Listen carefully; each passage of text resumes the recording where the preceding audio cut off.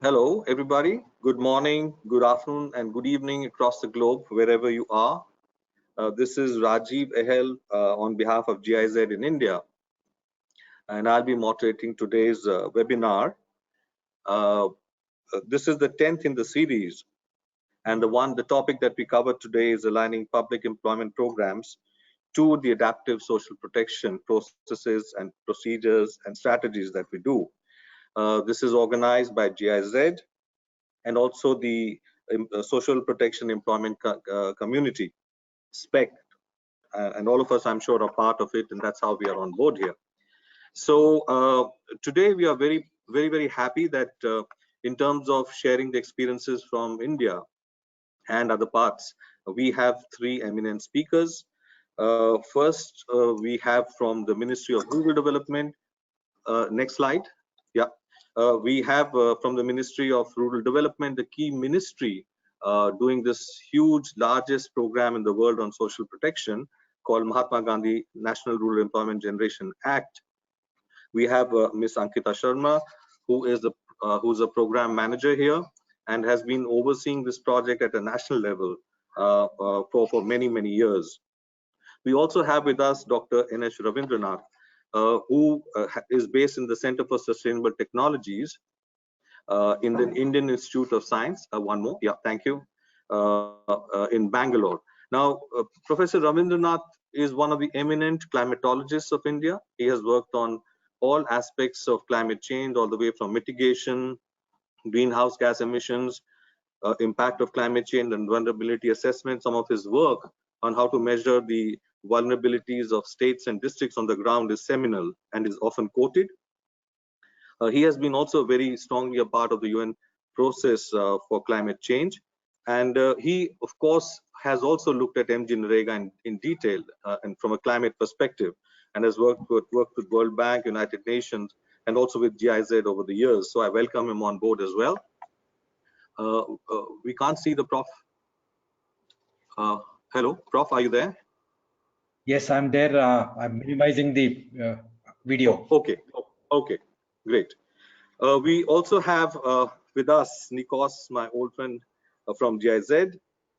Nikos is looking at the GIZ's global program on Global Alliance for Social Protection, and he is based in Bonn in Germany and is the component manager for Africa and Asia.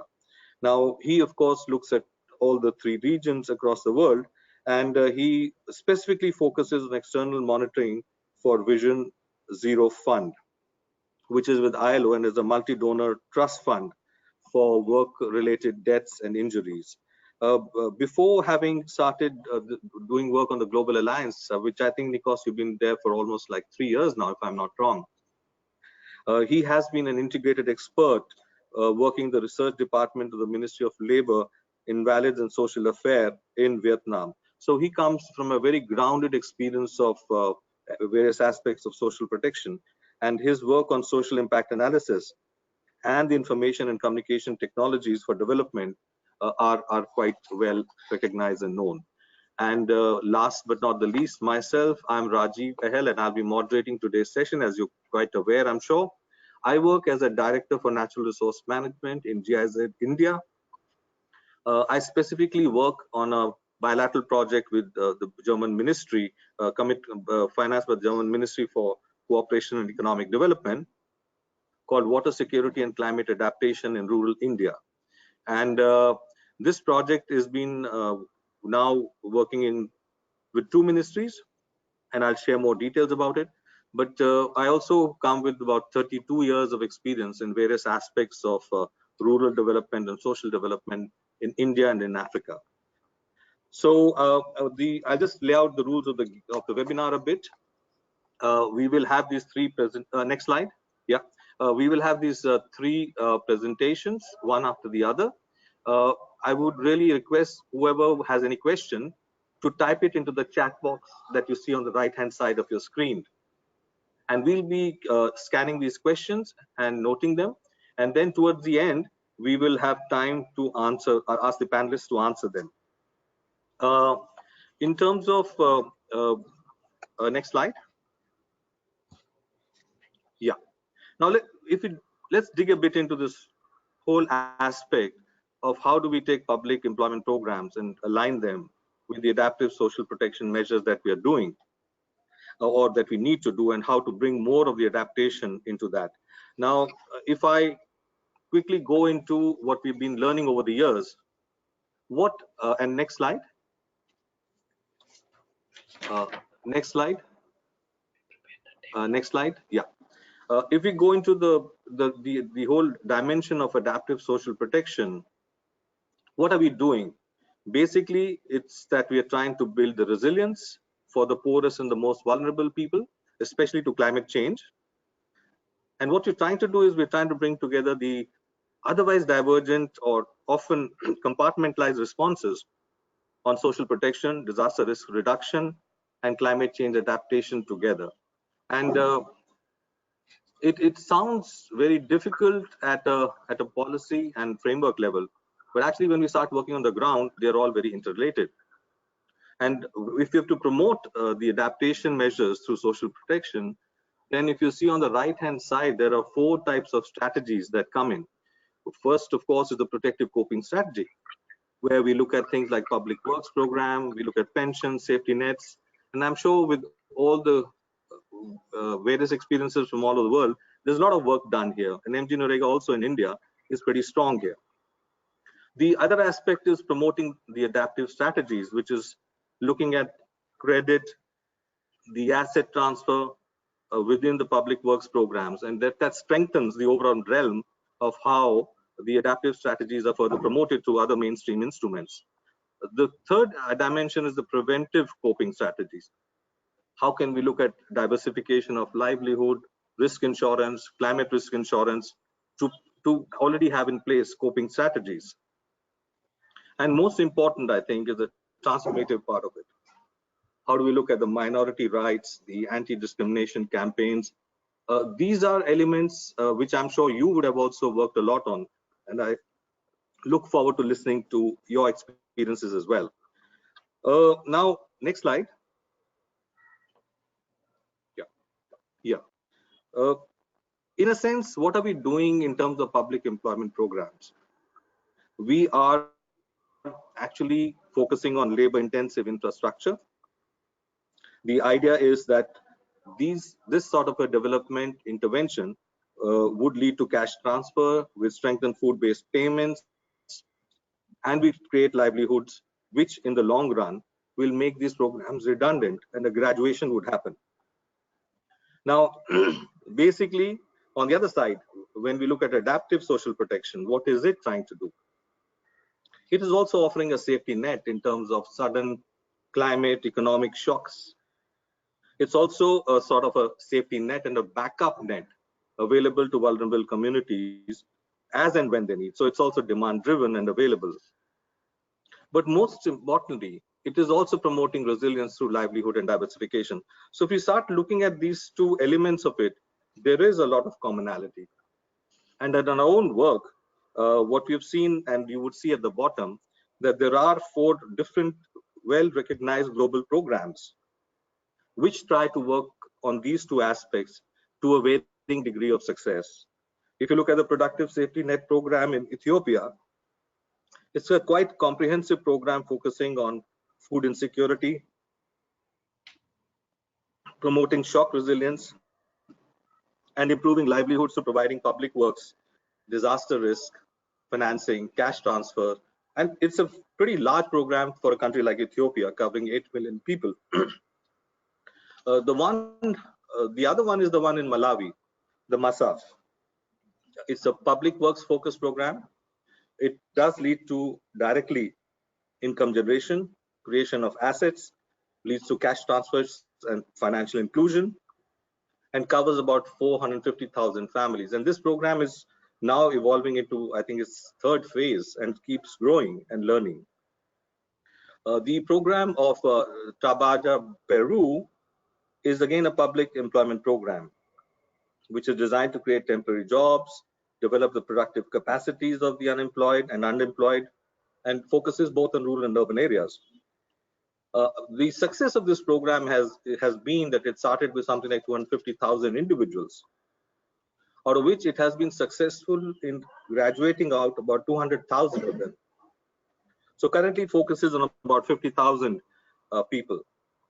Last but not the least is the India's program, which is the Mahatma Gandhi National Rural Employment Guarantee Act, and a program around it. Now the core of this is it, in a statutory sense, provides 100 days of work, unskilled work, within about 5 kilometers of any family in rural India wanting or not having enough work. I will not go into its details because we'll take them up in the next few slides. Next, please. Yeah.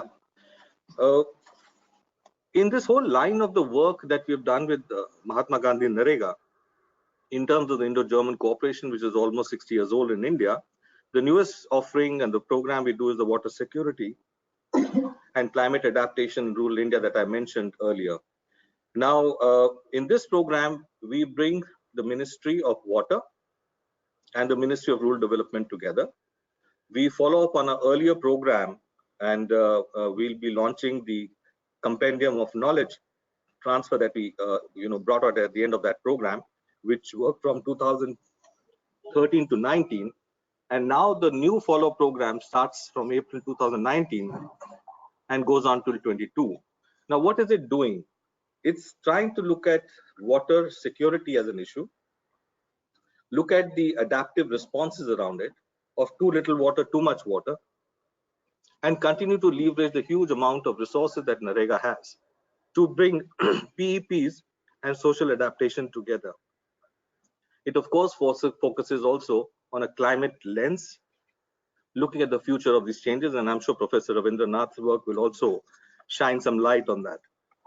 Now, in doing this project, we have deliberately worked and selected 4 very different states of India as a federal country. To the left on the top is Rajasthan, which is desert and arid. In the center is Madhya Pradesh, which is landlocked, river originator. So many major river systems are born here. And a lot of the life and livelihoods of people are dependent on river valley systems. On the top is Uttar Pradesh, which is part of the huge Indo-Gangetic river system.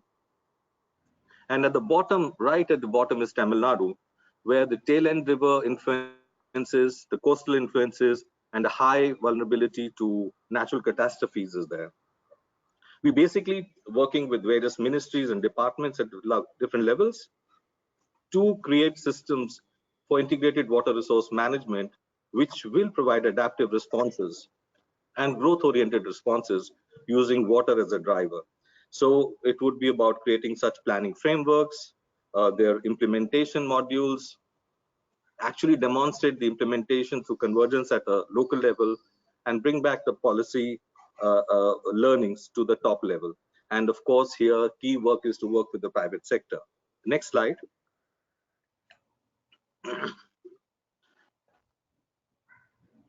So as I said, we've been working GIZ and Ministry of Rural Development since 2013.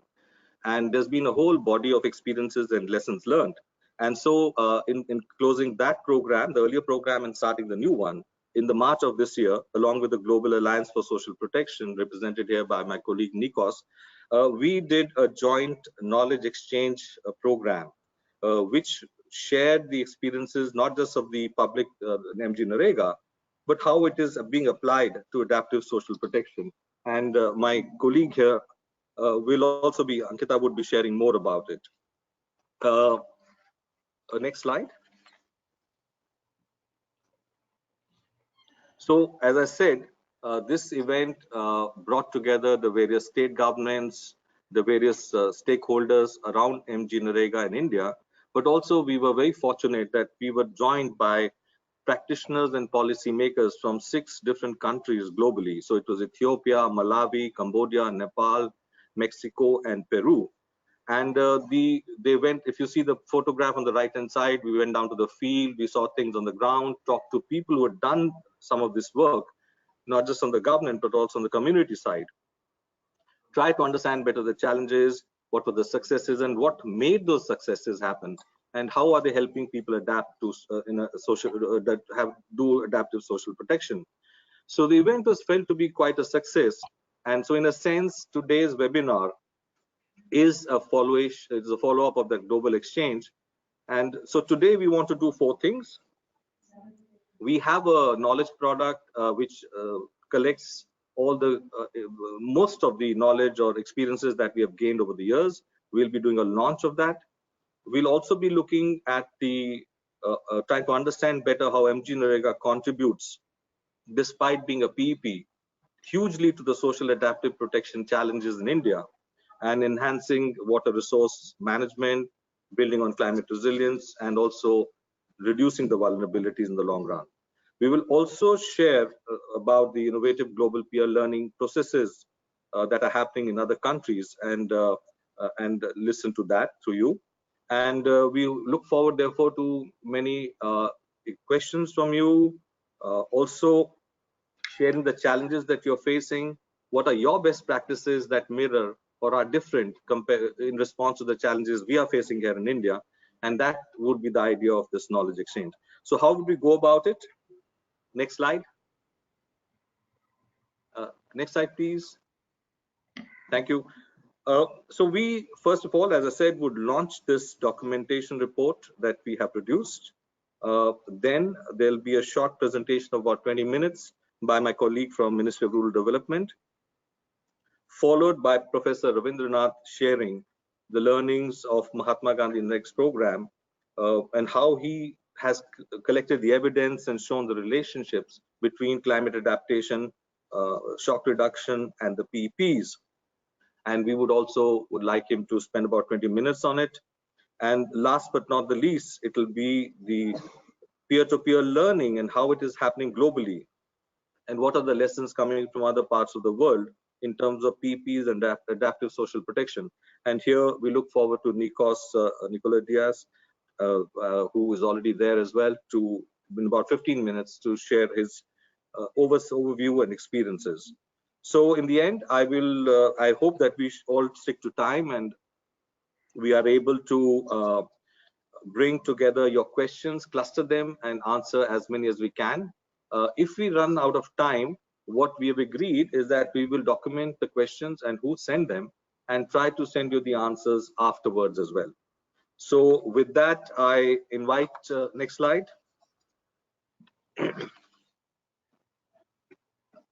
Yes. So thank you all. That is now between all of us, and I see that we have at least 38 of you out there. This is the launch of this report. This report is available to you on the website and the links that have been given to you. And if you want any more information on this, you can always come back to us again. So thank you for that. Next slide. Next slide. So I'm going to hand over now the mic and the camera to welcome Ankita from Ministry of Rural Development and request her to share the experiences from the program in India. Hello everyone, I'm Ankita Sharma. I'll be talking about the contributions of Mahatma Gandhi NREGA program towards enhancing water resource management and sustainable livelihoods. Next slide. Next slide, please. Yes. So I'll talk about water crisis situation. So as per the water consumption at present, it is predicted that half of the world's populations will be faced with extreme water crisis by 2050. Around 600 million people in India are already suffering from extreme water crisis. Also, if India is also one of the most affected countries by climate change, occupying 6th place in Global Climate Risk Index 2018. According to the Global Commission of Adaptation's 2019 report, approximately 6% fall in India's GDP by 2050 in case they do not implement more efficient water allocation strategies. So India is one of the most exposed countries to natural catastrophes. So if you can look at the image on the right-hand side, lot of natural catastrophes which has been looked upon from 2000 to 2018. India has been a center of major geophysical events, earthquakes, tsunamis, volcanoes, meteorological events, hydrological events, and also climatological events. So there are about more than 1,000 million, that accounts to 82% of the population has been exposed to these events, and there has been major losses in these years from about 10.4 billion USDs has been lost. Next slide.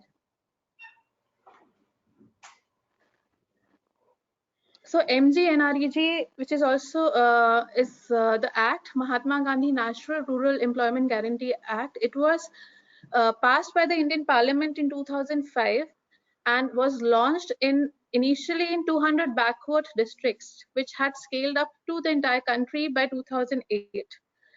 So it is operational today in 691 districts of the country. The major objective of the program is to enhance livelihood security in the rural India by providing about 100 days of guaranteed wage employment in a year to every rural Indian household whose adult members are willing to do unskilled manual work. It covers around more than 128 million households, including 256 million workers which have been registered under the scheme.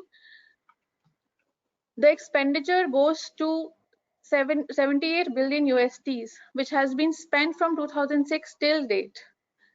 The budget of 2019-20 goes up to 8.39 billion USDs, and average wage rate of the scheme per day is around 2.52 USDs. This is a very important scheme which lays major focus on the NRM component. So the thrust has been that the expenditure under the scheme should be 65% on the NRM works that has been carried out under the scheme. Next slide. Next slide. Yeah.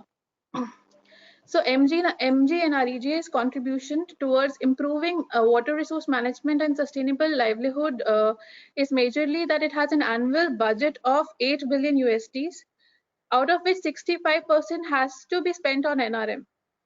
There are 260 permissible works under the schemes.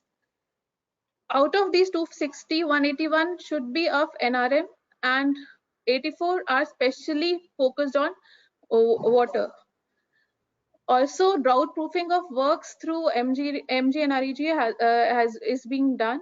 Then there are major other schemes which has been major programs that has been initiated under the scheme or has been taken up as conversions for different ministries in India. Some of these are Mission Water Conservation, then Jal Shakti Abhiyan for water stressed blocks was examples of such kind of programs. Then in MGNREG, GIS-based planning of works has been initiated. So there are many works now in the rural areas that have been taken up on the watershed principle. Then there are state-level programs which also converge with this national central scheme to have a more impactful and effective water conservation on the ground. Next slide. Next. So if we look at the expenditure pattern of the scheme, we look in the central releases. In 2015, the scheme had an expenditure of 5.1 billion USDs and is expected to go to 2019-20 about 9.76 billion. Next. Yeah. So physical progress, if we look up at the number of works that have been taken under the scheme, in 15, 16, 13, almost 12.3 million works have been taken up, which has gone around to 19.9 in 2018-19. And so far we have completed 13.3 million works, which is expected to be 22 million by the end of this financial year. Next. When I talk about the natural resource management works, which has a mandate of 65% expenditure under NREGA, as I have already been telling. In 2018-19, about 5.76 billion USDs have been spent on the NRM component under NREGA, and it is expected to go 6.27 billion by this year. Next slide. There are 4 categories of work that are done under the scheme. The first is public works relating to NRM, which includes counters, trenching, water conservation structures, plantations. Then there are individual assets for vulnerable section for providing them livelihood opportunities like cattle shed, vermicomposites, etc. Rural infrastructure, which is which accounts to rural connectivity, rural houses, Awas given under the scheme. Then there are common infrastructures for women self-help groups that, for example, a common workplace for them to work. So these are the works that are being carried out under NREGA, which have been classified under these 4 categories. These 260 works have been classified into 4 categories, out of which 181 work focus only on NRM, and out of these 181, 84 are specific to water. Next slide. So these are some of the images. This one, there is this compound from the state of Tamil Nadu. Then we have an irrigation canal from Jharkhand. Renovation of traditional water bodies is also done under NREGA. So you can see on the left hand side, this is the Bauli, a structure of Gujarat that has been renovated for water conservation. Next.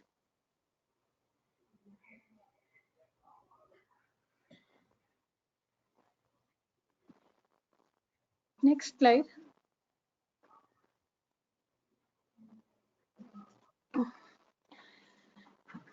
Drought proofing works are also done through MG and IGA. So apart from 100 days of guaranteed employment, additional 50 days of employment for drought affected areas are given under MG NREGA every year. So if we look into the figures of 2018-19, more than 9 lakh families completed 100 days, and there were more than 7 lakh families worked for 101 to 150 days across India. So these additional 50 days are given to households which are which lie in the drought affected areas.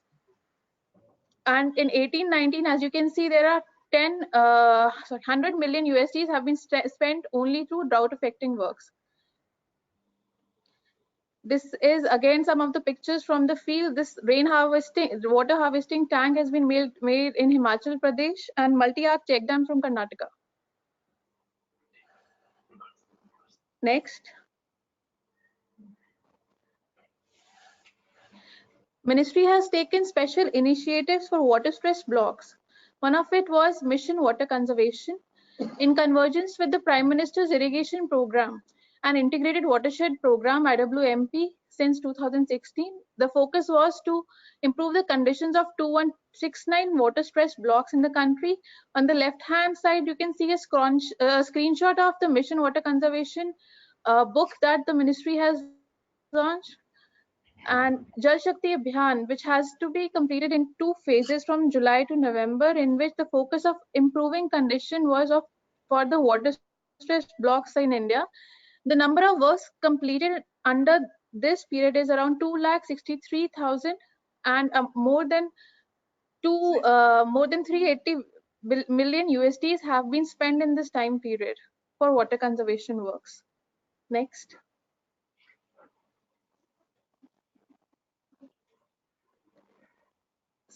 Apart from the works that we do, ministry also focuses on transparency and accountabilities of the works that have been done on the field, for which we have initiated geotagging of NREGA works. And as on date, since 2006, 3.71 crores of assets have been created under the scheme have been geotagged. This is a screenshot of the application in which it can be viewed. Next.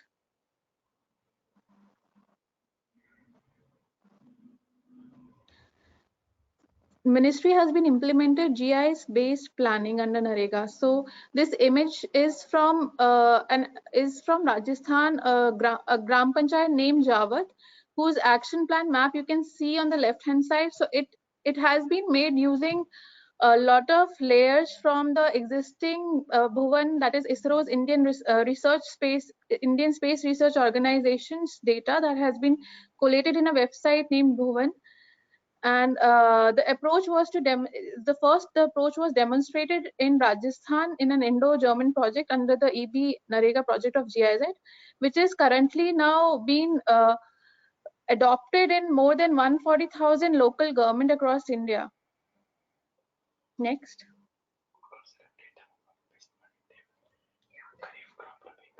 Thematic maps were used for improving the quality of the works and the planning and the ground. So these are some of the layers that have been used while doing the GIS-based planning: elevation and slope, land use, land cover, drainage characteristics, soil type, soil profile, catchment area, geology, water levels. So a cascading manner, a watershed principle has been adopted and followed to plan these works, and more than 16,000 GPs in India are now doing GIS-based planning. Next. This is also one example of a local government plan. You can see wherein the water structures have been planned. Next.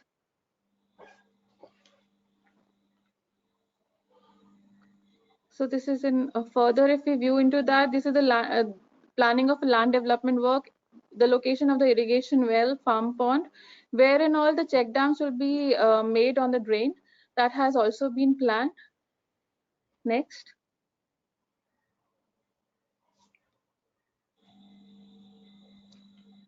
Saksham training on GIS-based planning was given in a cascading manner from the ministry, in which more than 45,000 functionaries were trained over all the country.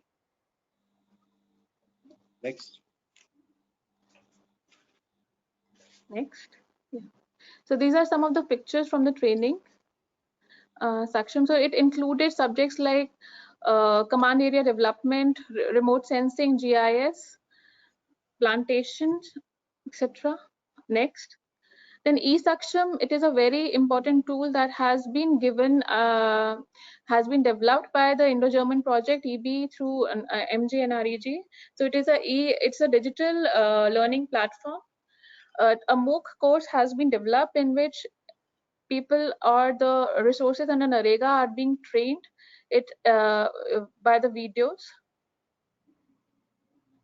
Next. Yeah.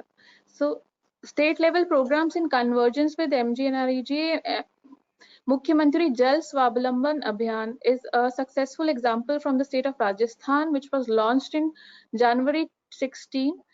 State level initiatives were made for the village self-resilient and water through scientific rich to valley development. And it resulted in an increase in the groundwater levels of 4.26 feet, more than 56% of reduction of tanker supply strips to the villages, and about 44,000 hectares increase in the irrigation area. These were the results of the scheme. And next.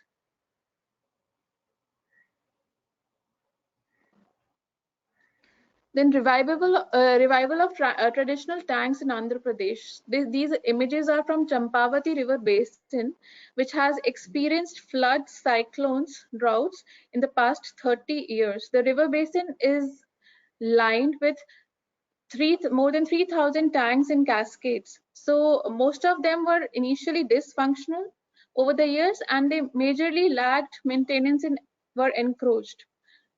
Tanks revival is being done by the government of Andhra Pradesh with the support of Indo-German project in convergence with MGNREGA, PMKSY, and other funds from the other ministries in convergence. And all these tanks have been revived and have stored more water, helping command area farmers to double cropping. adopt double cropping system. Also, an alternate livelihood options have been created as fisheries in tanks have been developed. This is one of a successful example from the project. Next. Yeah, next.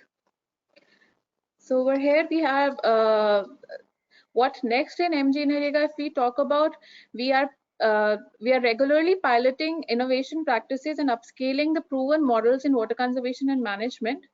And also, Honorable Prime Minister of India announced a target of restoring 26 million hectare degraded land by 2030 at the 14th session of the Conference of Parties to the United Nations Convent on Combat Desertification in September 2019 at New Delhi. And MGNREGA looks forward to contribute and be an important partner in reaching this objective. Also, improving individual asset creation for vulnerable communities for enhancing sustainable livelihood and climate change adaptation. Increasing in green cover remains focus of the ministry through afforestation, agroforestry, silvipasture, and fruit plantation. These are some of the images on the right-hand side. Community pond, we can see it is from Jharkhand, and livestock shelter from Jammu and Kashmir. Next.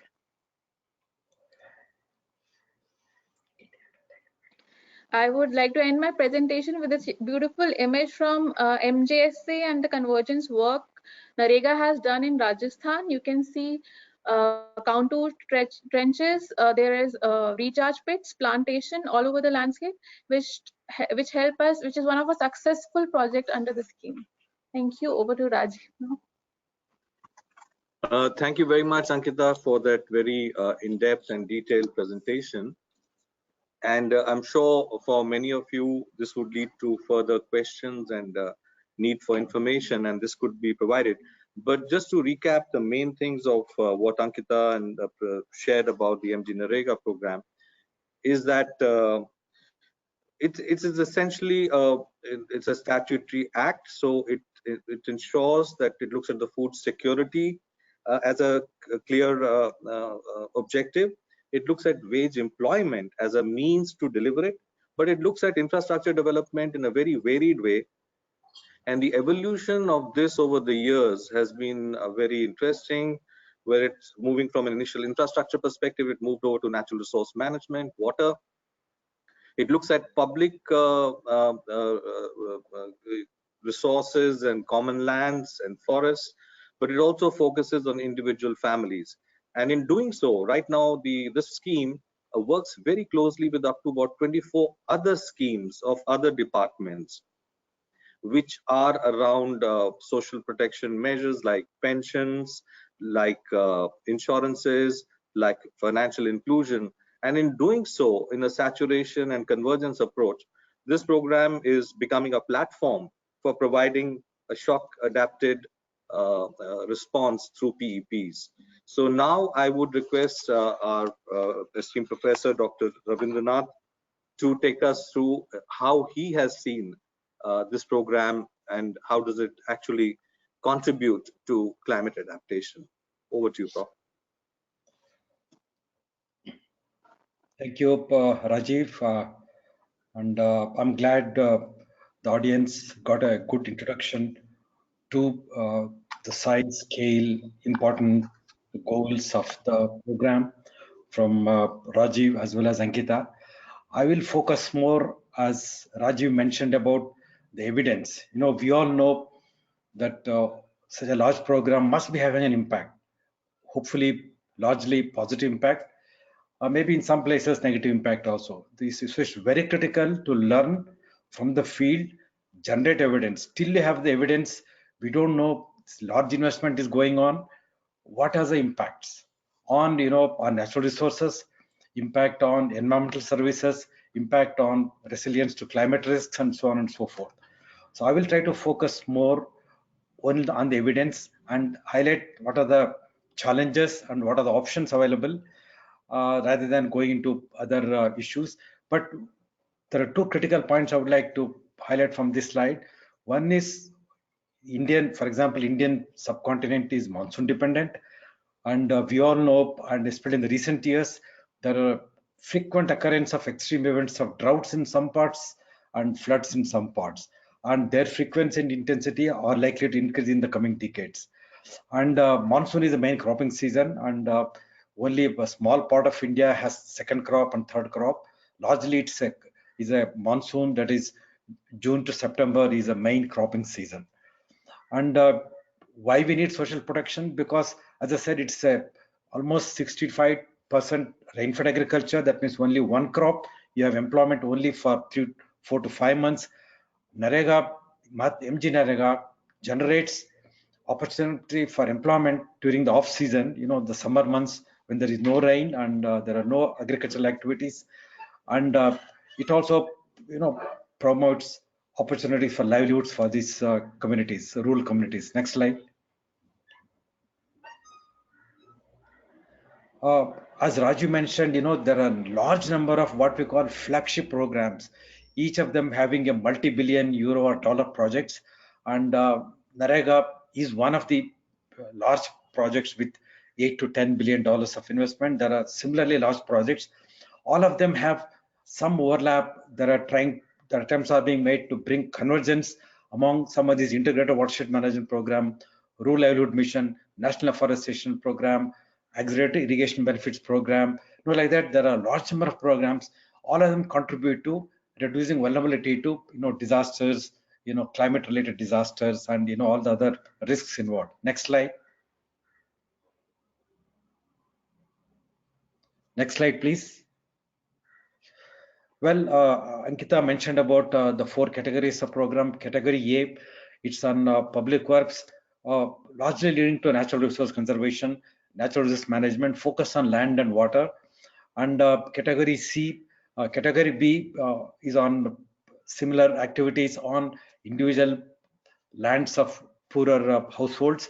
And category C on common infrastructure like works leading to promotion of agriculture productivity, work sheds and livelihoods and so on and so forth. Category D is rural infrastructure. Next slide. Next slide. I will skip this. You already have this information. Yeah, here how some of these NREGA works or activities, as they're called, how they contribute to resilience. Firstly, these activities lead to natural resource conservation and management and improvement. And secondly, disaster risk reduction and management. And all the activities are linked to NRM, land and water and trees. Most activities can be focused around this, maybe 60 to 70%, another 30% maybe roads and so on and so forth. But according to our studies, these interventions have made impacts through, for example, increased area brought under irrigation, lowering the risks of crop failure, increased net area cultivated, land was left fallow, that's brought under cultivation because of increased water availability, crop diversification, and increased cropping intensity. Instead of one crop, they're taking 2 crops because of water availability due to this program. And increased soil organic carbon, increased soil fertility because of land leveling and application of manure and multiple cropping and so on.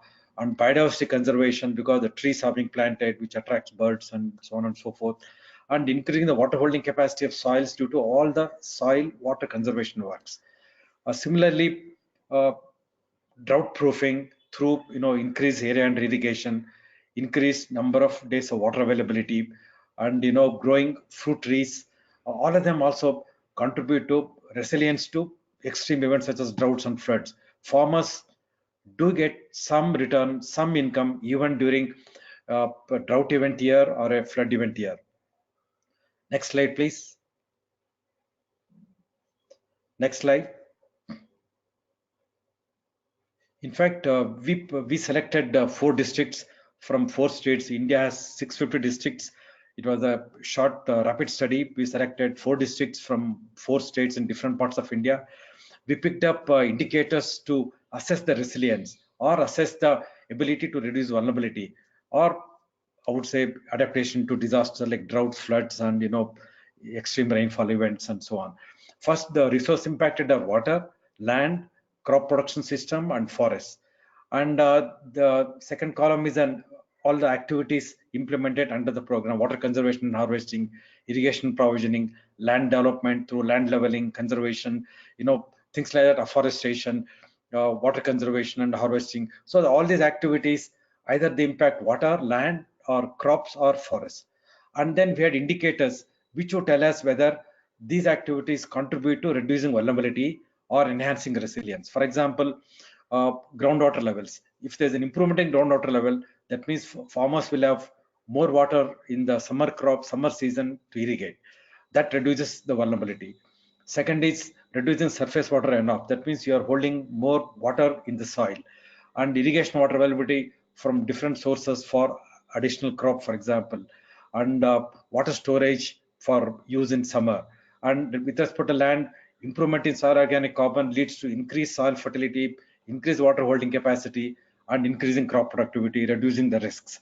Similarly, reducing soil erosion, reducing surface runoff. So we had all these indicators, change in area under cultivation, crop diversity, crop yields, cropping intensity, cropping pattern, and irrigation intensity, area forested, survival rates. We had such indicators to assess how implementation of the program's activities are leading to reducing the vulnerability of agriculture, livelihoods, and employment and so on the one hand, and on the other hand, conserving natural resources, restoring natural resources for long-term sustainable livelihoods. Next slide, please. For example, we made some measurements. For example, check dam leads to increased water availability, increased irrigation. In the area impacted by check dam, soil organic carbon increased by 0.49 to 1.65%, and reduction in soil erosion, 0.45 to 2.8 tons. This reduction in soil erosion improves, soil fertility and increases crop productivity. Increase soil organic matter, improves soil fertility, and improves water holding capacity of soil and crop yields, like that, reducing vulnerability to climate risks. Similarly, irrigation facility leads to reduce soil erosion because you want to level the land, and improved or enhanced soil organic carbon 0.59 to 1.3% due to interventions. Again, how it reduces vulnerability.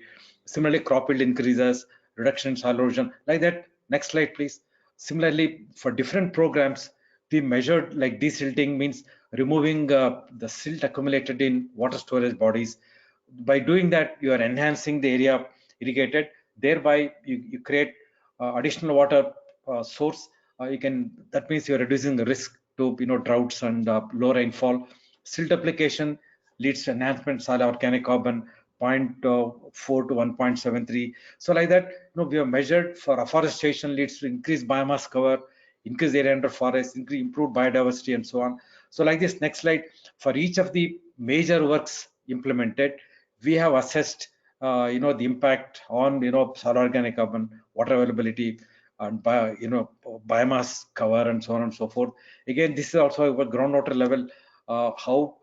If you take the red one, what was the level? You had to go up to 20 meters to get water before. With NREGA intervention, for example, in one of the districts, you had to go only to 13 meters. That means water is available at a higher level.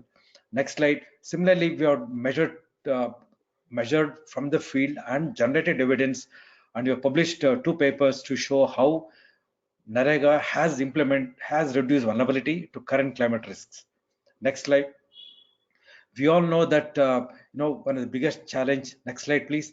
One of the biggest challenges is we just look at the the rainfall in different states, and the mean monsoon rainfall June, July, August, September in the blue bars, and the CV is a quotient of variation. You can see many of the states in below 100 centimeter annual rainfall, you have a CV of 46%, 59%, 36%, 44%, and so on. That means every second year, third year, the variability is very high, almost 55% away from the long period average, the long-term mean. So year-to-year variation, delay in rainfall, inadequate rainfall, these are some of the challenges faced by agriculture or other agriculture related activities in villages. Next slide. And again, climate change projections, I will not go into the details. No, sir, another one, again, drought in the different states. Every second year or third year is either a mild drought or a moderate drought. Next slide, please. And climate change projections show that, I've got more details, but I'll just broadly show in most districts, rainfall would increase, number one, which is not good news by itself. Secondly, high intensity rainfall events causing damage, floods, and damage to crop property would be increased in most districts. That means we really need to conserve soil moisture, reduce soil, water erosion, and so on, so that minimize the adverse impacts of climate change. Next slide. Next slide, please. And we made some measurements in the 4 districts. Next slide, please.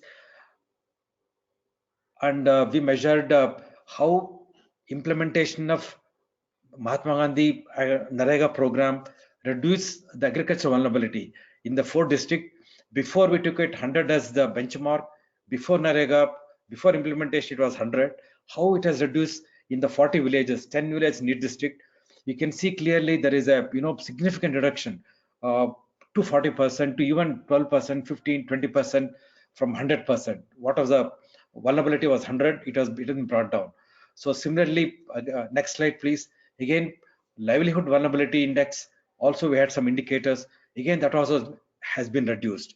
That means implementation of Mahatma Gandhi NREGA program activities has reduced agricultural vulnerability on the one hand, and also livelihood vulnerability because of diversification of activities during summer months, and increased crop yields, increased livestock, milk production, and so on and so forth. Next slide, please. Well, employment generation, reduction migration, people have already talked about. Next slide. Reduction migration is very important in many villages. Next slide, please.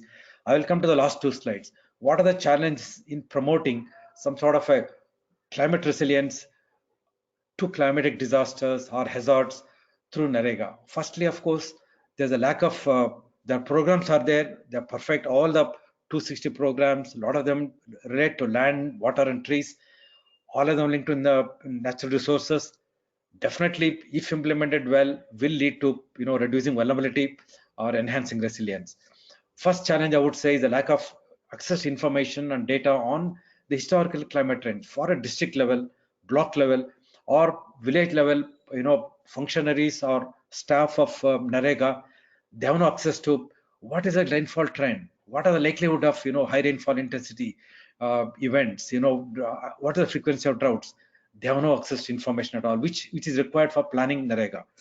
Next is lack of broadly at a national level, at a regional level, the changes in rainfall, temperature, and so on.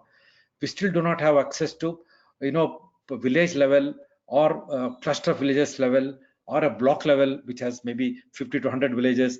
That scale climate projections, we don't know. It's not good enough to say for 1,000 villages in a district rainfall would increase, or decrease, whatever. It doesn't mean much because it varies from village to village and sometimes even within a village. So given that there's a need for generating micro scale climate projections, I know it's a challenge now. We can go at the most up to 25 kilometer by 25 kilometer. That is good enough, at least to start with, maybe in future at a finer scale. So we need to provide access to historical climate information, climate change projections. And again, she came to the last slide. Okay, then I think time is running up. The lessons are that firstly, we need to create access to all the knowledge, information about historical climate and climate projection to all the communities as well as all the staff working for the NREGA. The previous slide, please. This you don't need to, next previous slide if possible. Social protection, employment generation can be tailored through programs such as NREGA, conserve and regenerate natural resources, leading to enhanced resilience, reduced vulnerability. The need to create access to information and data knowledge to the communities as well as the officers and the staff, and of course need to build capacity. Okay, you have this information, how to use information to plan better, how to mainstream adaptation and resilience into the large number of NREGA programs. That capacity is missing. I think that's very critical to be built in the coming years. Thank you very much. Rajiv. Thank you very much, Dr. Ravindranath. I know we had limited time and there's a lot of evidence and information. And you must, just to share with you, you're looking at a country with about 1.3 billion people, except for tundra type of agroclimatic zone. Every known climatic zone of the world is here, all the way from islands to deserts to Himalayas, all sorts of topographies, cultures, languages, political formations, and yet then to take a complex program and run it at a national level, responding to the different contexts, needs, both from ecological, social perspectives, as well as climatological and cultural ones. I think it's quite an ambitious attempt, and the figures that you pointed out also show the impact. I think one point before moving on, which is relevant, is that there is clearly evidence that the benefits that come out, the climate benefits of a social, of a PEP, are really contributing toward the shock, adapted responses. The question would be, while these are indirect benefits, can we work more closely through design instruments and elements to build them strongly into the program? And you saw one element of it, which I just need to point out, that is to show that an additional 50 days of labor is provided to areas where drought has been declared, where even catastrophes have been declared. So people are allowed extra work to rebuild their lives and to be able to be supported in such conditions. So lots of experiences, only some of which can be shared. I just want to quickly pan the camera to show the other colleagues from the ministry who are sitting here. So I'll ask them to just quickly introduce themselves before we move on. Sir, Kiran Padi, working under Mahatma Gandhi Narega, Ministry of Rural Development, New Delhi. Yeah, hello, myself Hansal Suthar. I am also working in Manrega division of Ministry of Rural Development. I look after estimation software secure of ministry, and I look after works in Manrega. I think for another topic for another day, Nikos, also is the whole digitization that goes behind such a complex program and how it makes it work.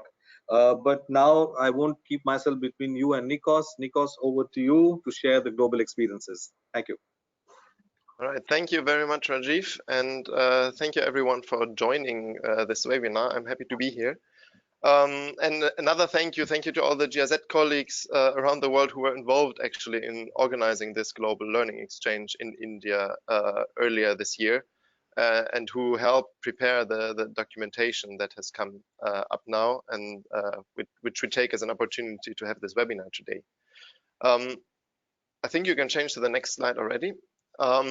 So what I will do is give you just a short overview of our program, and it really will be short so that we can go to some of the interesting questions that are already coming in.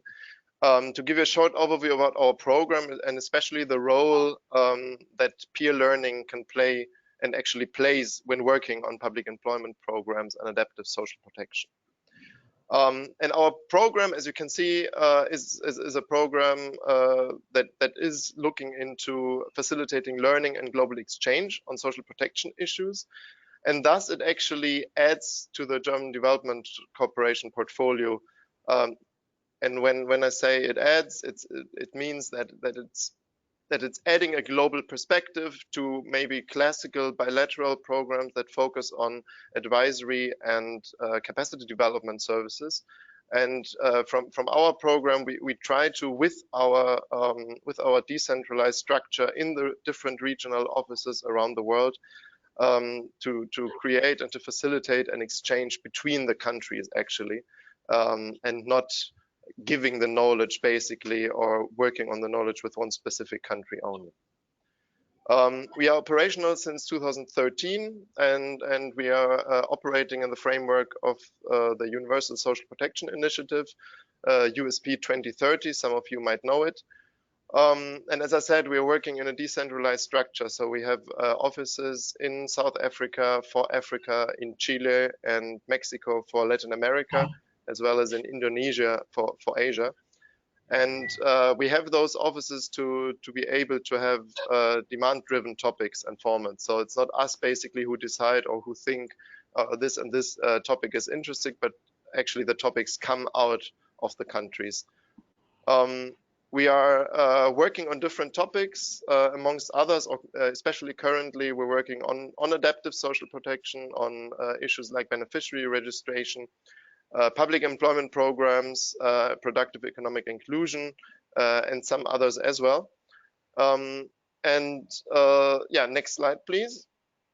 And out of this, you know, from those decentralized structure and with those different topics in the past, we have worked and we have worked on many events, over 40 events in the last year, with over 100 institutions, and all in all included more than 50 countries. Next slide. We use different formats to do that. So it's not only those global learning exchanges or in-person events that we, for example, did together with our colleagues in India earlier this year, but we also have we are also working in, for example, online communities of practice, such as the social protection and employment community that is co-hosting also this webinar, and that was also basically co-hosting the knowledge exchange earlier this year. In this, so in those different methods, in those different methodologies, we also have bilateral follow-ups, or try to make bilateral follow-ups, especially when using the so-called innovation hubs. So, and basically the idea is, with all those different formats and with this decentralized structure, to contribute to SDG number 17 when it comes to partnership for the goals. So to actually, the idea is to have those partnerships between the region, between the countries, for universal social protection in 2030. Next slide, please. So when we are looking into, when we talk about aligning public employment programs and adaptive social protection, it came, or the idea was, because we have facilitated in the past a couple of learning events on both topics. We worked in Mexico, in Indonesia, in the Philippines in the last year on public employment programs and productive inclusion. We co-founded and co-host together with DFAT this social protection and employment community, and we also have already made various webinars in this context as well. And also an adaptive social protection that, apart from the various webinars, we have worked on, or we have especially facilitated a big learning event in Berlin in 2016 on adaptive social protection in cooperation with the World Bank. And during the course of those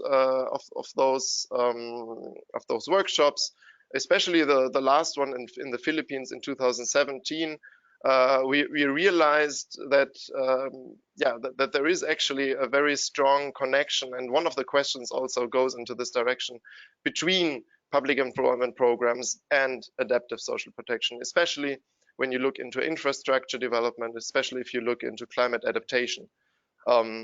That is why, together with our colleagues in India, we looked into, and we worked on the workshop that took place earlier this year in India, on linking actually public employment programs and adaptive social protection at the same time. So the focus was to learn from the country experiences, to learn from the field trip to Chhattisgarh in India, and now with the workshop documentation to basically have the first follow-up of that. We have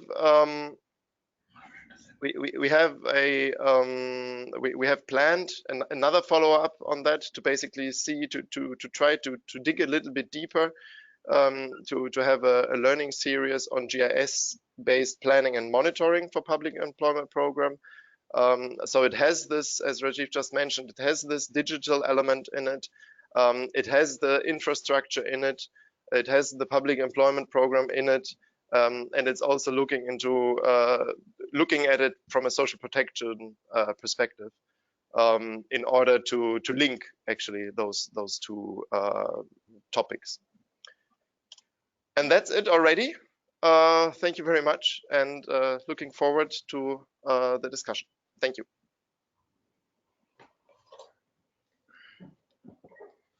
Thank you, Nikos. And I think this part about, so most of the PEPs and social adaptation measures are very customized responses to the context of their own countries and also the prevalent political debates of the country. So therefore, being able to find connections, build bridges between them, reduce this learning cycle, but also enrich with new ideas. I think the Global Alliance is doing very commendable job on doing this. And we look forward to this idea of an innovation hub where structured learning around concrete outputs or instruments. So one thing that the Ministry of Rural Development, as you saw, is doing in India is, as Ankita and the team pointed out, there are 250,000 local government bodies in rural areas.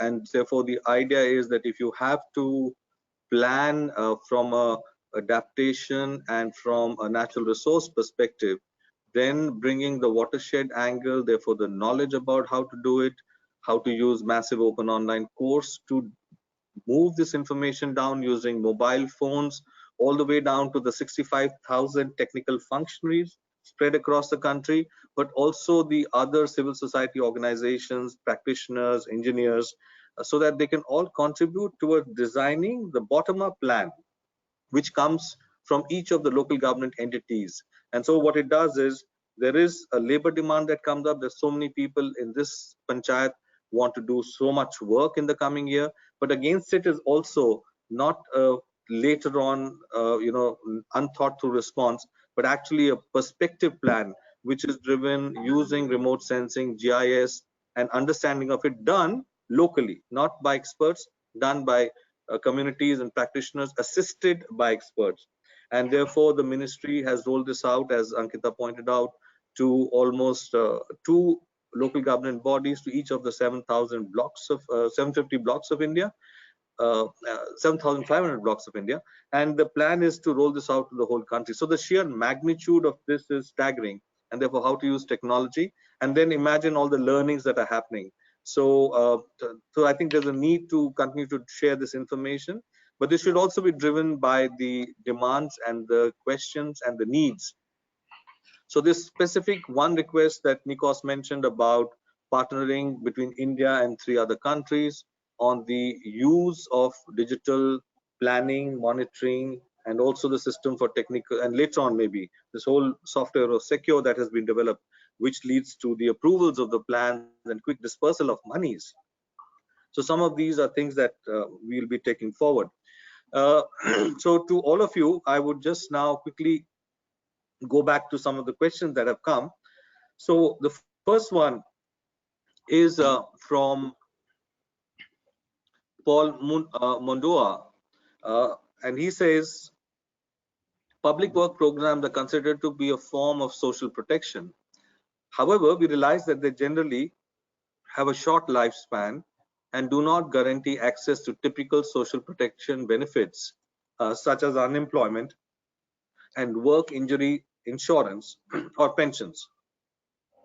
So how can the adaptive social protection strategy be aligned to ensure that the PEP interventions open access to other traditional social protection benefits as well, that these don't stay in silos? How do we do that?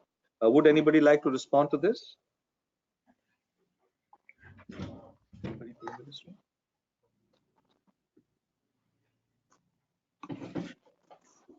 Sure, maybe I can start. Should I start, or? Yeah. Okay. Yeah, Nikos, please.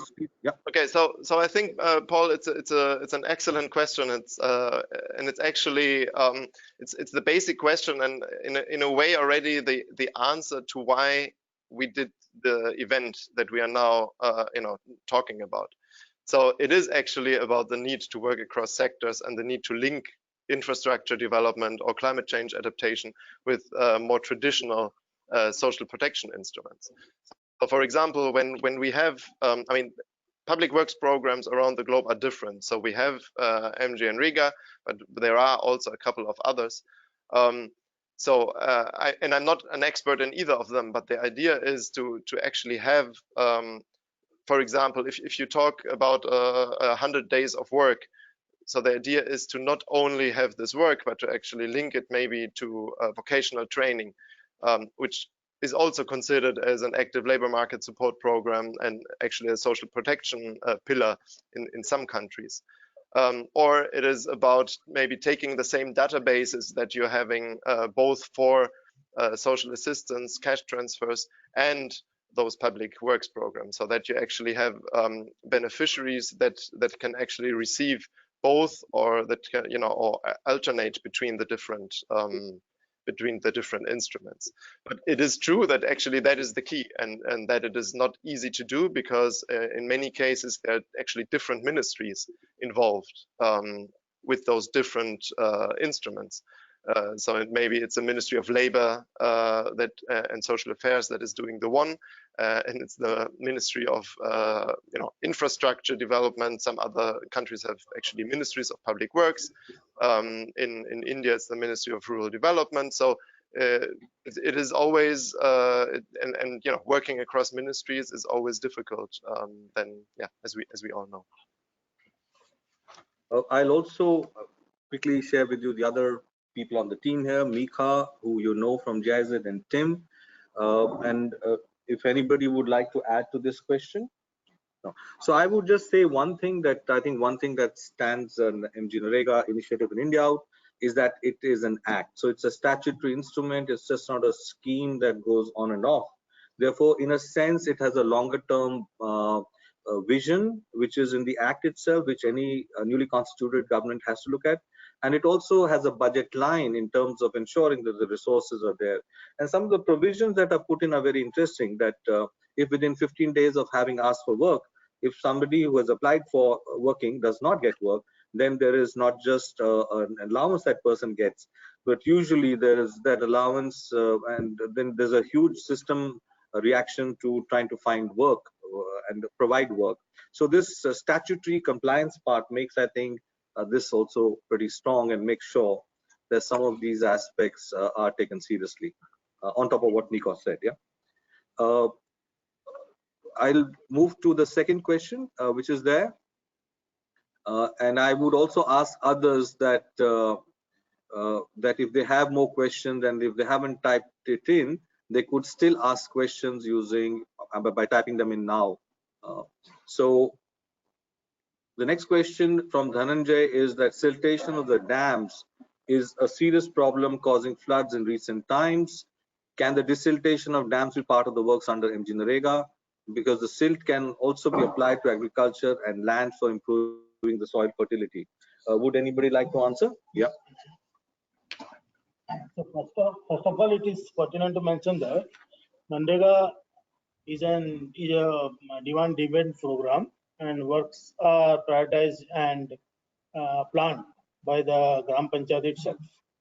According to the Act, micro and minor irrigation projects can be taken up for one-time rehabilitation, for desilting, for repair and maintenance, and any other dismantle work of canals and micro or macro irrigation projects.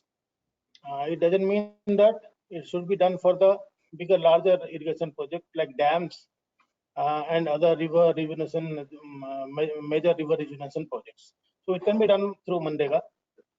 It's a possible, it's a permissible work under MGNREGA. Yeah, so that answers the question, that it's very much a permissible work. In fact, reviving, as what Ankita showed, reviving all the traditional bodies which have been silted up, the water harvesting structures which have been built up by other departments, and working closely with the community to revitalize rivers and such structures has been an integral part of the MGNREGA. So the interesting thing is, you saw that there's an overarching menu of about 260 permissible works, which more or less try to cover the entire gamut of responses, as what Professor Ravindranath said about on the issue of soil, water, and vegetation, and directly also now around livelihoods, where the so that really provides the basis for taking this forward. Would anybody else have any other questions? Oh, yeah, there's another one. Okay. Yes, there's a question from Catherine. She's saying, is there any monitoring of socioeconomic benefits to families and households of these biophysical improvements? Prof, Yes, would you like to take this up? yeah, I'm sure MORD people would answer this, but there are few scientific studies have been carried out periodically by a large number of institutions in India, looking at both the socioeconomic impacts as well as the biophysical impacts of all the MG Narega interventions.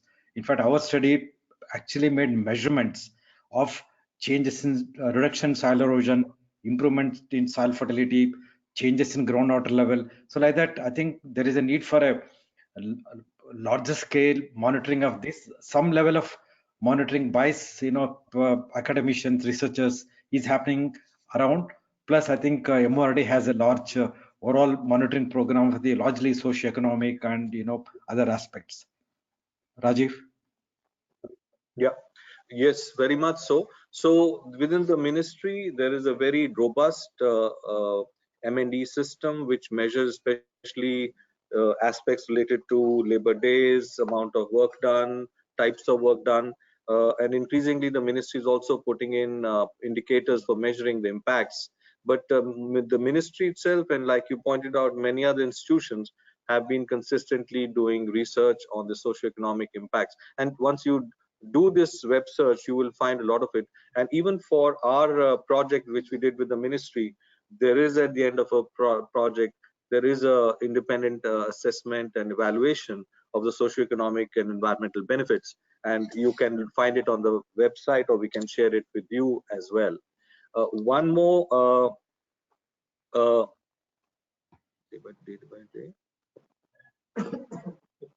Yes, so okay, so the other one question is that how does increased water availability, soil quality, etc., and this is a question from Catherine, how does this water availability that has happened, soil quality that has improved, translate into reduced malnutrition, increased income or production for farmers? So it is not only improving the water availability while we are spending so much on NRM and water conservation activities, it is also helped in improving the land quality. And there have been instances where we have figures where a lot of land which was earlier barren has come under irrigation, so which directly impacts the production and increase in income of the farmers. And also, apart from these, there are a lot of individual assets that have been given to the vulnerable community, which adds on to the sustainable livelihood. Okay. So recently, with the help of GIZ, we have started the desalination land in the district of Mathura in Uttar Pradesh in India to make them productive, as they were siltation has been done. The siltation is there in the land, due to which the farmers are not able to cultivate the lands. So now we have started the program, and within a year or so, those land will be cultivable. So, and I think just to add to that, you would have seen in Ankita's presentation that there is an effort at that level to work not just on the catchment side, but also on the command side. So while the PPs may happen more on the catchment side, on the other side, there is a constant effort to leverage other programs of agriculture department, command area development, as what Professor pointed out, integrated water resource management, NRLM. So the conversion of assets or resources created into livelihoods or livelihood groups is a very strong convergence that is happening. And I think this whole idea of using self-help groups, which are actually self-managed groups of women in the village, about 8 to 15 women, who do a certain amount of collection of regular money from their own small petty amounts, build up a corpus, and then go to the bank and leverage loans based on their own amount without a collateral, for which the guidelines are now available in India. And then these groups are actually now actively working to become livelihood creators or users of or converting these resources into incomes. And that story is gradually becoming very, very strong. Yeah. One question from Ranjit Jadhav is, how does the Department of Rural Development, MGNREGA, deal with the forest department, especially in the forest areas, specifically the reserved and protected areas, while executing rich to valley watershed interventions under Mission Water Conservation?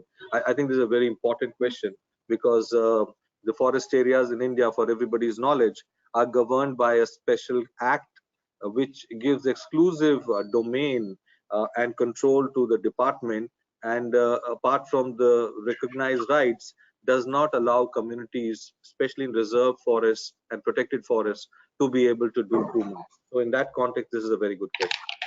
Kiran, would you? Yeah. So in many states, the forest department also does the work in convergence with Mahatma Gandhi Narega.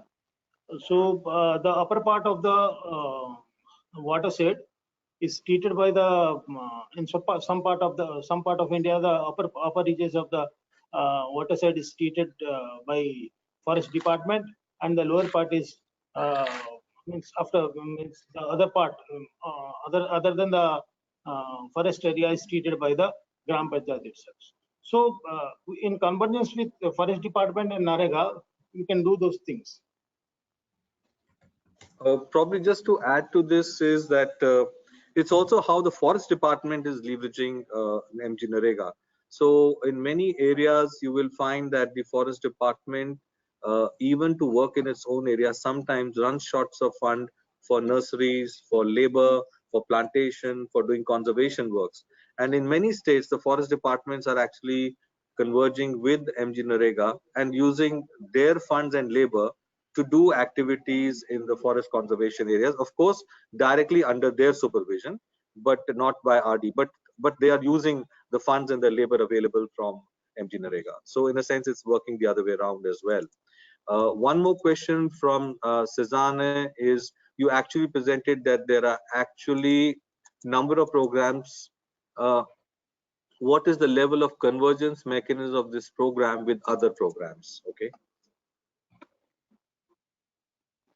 So the convergence happen at the central, at the state, at the district levels. The convergence is not only for funds; it is for technical partnership, maybe for knowledge sharing. So there are a lot of departments through which MGNREGA is converging. Further, I would ask my colleague to add into that. So many departments are in converge with Mahatma Gandhi Narega. In the state of West Bengal, there are 21 departments who are in convergence with MGNREGA, whether through funding or through technical advices. In other states also, in Andhra Pradesh, there are 20 departments who are converging with MGNREGA, such as Child and Women Department, Forest Department, Irrigation Department, and so many 20 departments are there in Andhra Pradesh. In many states, many convergence works are being done because MGNREGA works on 60-40 wage and material ratio. That's why it's difficult for asset creation in terms of MGNREGA. So with convergence, it's possible for good assets to be created for the benefit of the rurals. And maybe just to add to this is that why does this convergence happen, or how does it happen? So one is that we find that the lowest administrative unit in terms of where the planning and implementation happens at a large scale is the district in India. And very often the district collectors, who are the administrative heads of the district, to whom all the different departments indirectly report to, become very important instruments for forging convergence. So that's one.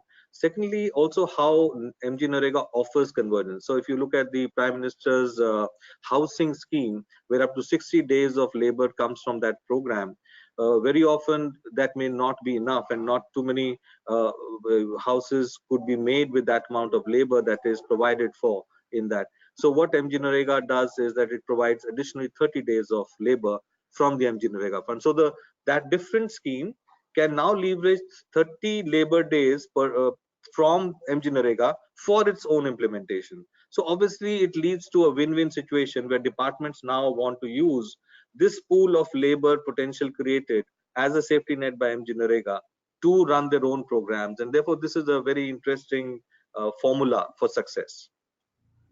The other question is from Ranjit to Dr. Ravindranath, specifically that the MGNREGA land-related works, one of the natural resource indicators is soil organic carbon, SOC, and you said that it has increased from 0.49 to 1.65%. Is it only due to conservation measures, or is it also because of silt application?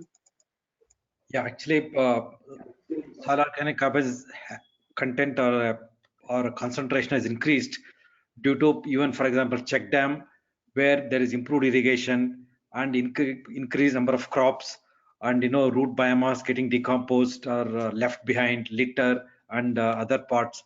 And in some other places due to silt application, in some locations due to land leveling and irrigation. So there are in some places due to planting trees. So it varies, different activities. In fact, majority of the activities that are linked to land and water seem to contribute to enhancement of soil organic carbon or soil organic matter directly or indirectly. Rajiv? Okay. Yes, thank you very much. And I'm very happy that we also have Anna McCord, who has signed in from, I'm sure either in London or in Africa of some part. Anna, hi there. And she is commenting that this has been very helpful. Thank you. Can you please share information on the techniques used to assess impact, which were presented by Dr. Ravindranath, and also share references for this? We can do this, Dr. Ravindranath. You have this. We can send this out. Yeah. There are 2 papers published, as well as a report submitted to GIZ, which provides some details of the methods. But normally we use the standard textbook methods to assess, to estimate the changes in, say, soil organic carbon, or textbook methods for assessing the soil erosion, textbook method for estimating the groundwater level. So we try to use simple techniques, simple basic 101 textbook type of techniques. Thank you, Rajiv. Yeah, we will share these papers and other references. Another question from Ranjit Yadav is that the MGNREGA water conservation and harvesting activities, in these, the availability of water and irrigation facilities has increased. Is there any role of water management practices and water budgeting? Would anybody from the ministry like to respond to this? Yes, definitely. There is a role for water management practices and water budgeting. So we have been training the NREGA functionaries at the blocks and the district levels also. So there's an entire sheet which has been prepared and circulated, and they have been trained how to do water budgeting, what all data and information they need to take while concluding if they have a deficit or deficiency of water in that area. Based on that, they are using the GIS technology to take up works based on the analysis shared. So that is definitely NREGA has been doing it, and it has been a year or two. And if you can look in the eSaksham platform, that is also present in the ministry's website, you'll be able to know more about it. So what we'll do is we'll also, of course, if you Google Ministry of Rural Development and MGNREGA program in India, you will come to the website and a huge repository of documents there. There's a library, the various key apps and processes being used, and there is also a lot of M&E data available for public scrutiny, including soon they'll be putting up all the remote sensing based GIS plans coming from almost 14,000 local governments that have happened. So please visit these sites. But I would also say that if you have more queries, please feel free to write to the organizers, and we will endeavor to provide further information. I've become aware that it's 4:30 according to our time. It is time when we had planned to close. I was just seeing if there are any more pressing questions, and I can see that others can be taken up. I would like to thank you all, the 32 people who have signed on from different parts of the world. I would also like to thank the organizers, SPEC, also my colleague Nikos from Global Alliance, Dr. Navindranath, who's right now. So it's very interesting. We are sitting here in Delhi. Nikos, you are sitting in Bonn right now. Dr. Ravindranath is sitting in Bangalore, and all of you are sitting around all over the world. And what better example of this in terms of a global and learning process. I'd like to thank you all, and we will please also request you to just take out a few more moments and to complete the survey at the end of this session. So as soon as we close the session, there'll be a survey button available, and please complete that survey. It'll help us to do a better webinar next time. And also, if you see value to this platform, then become a member of the socialprotection.org. Please go to that site, and we will follow up through emails going further. So once again, thank you to all my ministerial colleagues. This is the time where the parliament is in session in India. It's very difficult for people to take out time. I really appreciate that 5 of them have taken out time to be here. I also appreciate Dr. Ravindranath, Nikos, and my team from GIZ, who have worked with the global team and SPEC to make this what it was. Thank you very much. Thank you.